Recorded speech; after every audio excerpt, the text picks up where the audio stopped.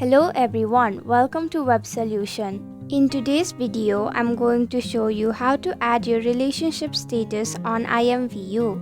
Make sure to watch the whole video to learn how. Let's begin. First, tap on your profile icon at the top of your screen. Tap on Edit at the top right of your screen. Select Relationship. Now go ahead and select your relationship status. Once you're done, tap on OK.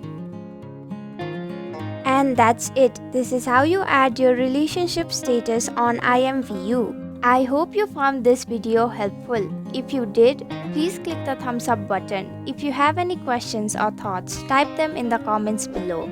And don't forget to subscribe to our channel for more updates. Click the bell icon too so you'll know when we post a new video. We'll be back with another video soon. Thanks for watching.